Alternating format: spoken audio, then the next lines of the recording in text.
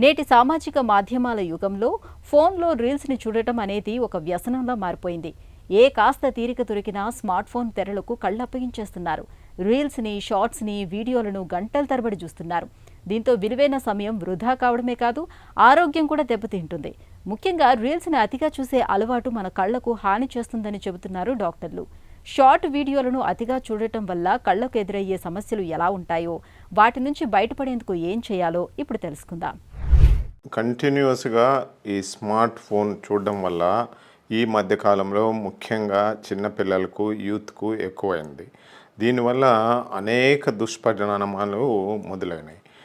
ఒకటి ఏమంటే ఐ వరకు, రెండోది జనరల్ హెల్త్, మూడోది మెంటల్ హెల్త్, తర్వాత ఎకానమీ, ఇది ఫైనాన్షియల్ లాస్ ఒకటి మొదలైంది, తర్వాత రెస్ట్లెస్నెస్, అడిక్షన్, ఇవన్నీ కూడా ఒకదానికొకటి ముడిపడి ఈ స్మార్ట్ ఫోన్ వల్ల తయారైనాయి.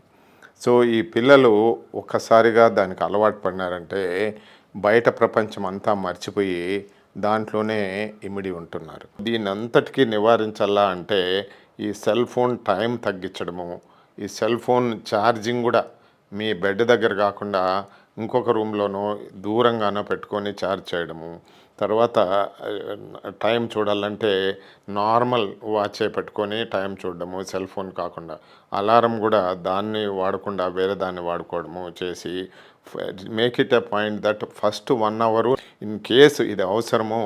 ఈ అకాడమిక్గా వీళ్ళు ఆన్లైన్లోనే సెల్ ఫోన్లోనే ఈ కాలంలో చూడమని అంటున్నారు కొన్ని స్కూల్స్.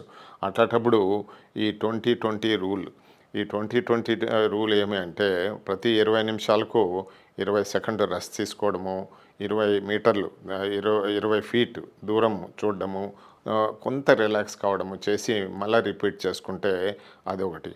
రెండోది ఈ డ్రై ఐ కాకుండా సో ఎలా సరౌండింగ్స్ను అడ్జస్ట్ చేసుకోవాలా, తర్వాత ఫ్రీక్వెంట్ బ్లింకింగ్ చేసేదానివల్ల కూడా వస్తుంటుంది. తర్వాత ఈ నైట్ మోడ్ అనేవి ఉంటాయి ఈ సెల్ ఫోన్లో. ఈ నైట్ మోడ్కి మార్చేదానివల్ల ఈ radiation and blue light intensity or blue లైటే లేకుండా ఉంటుంది నైట్ మోడ్లో.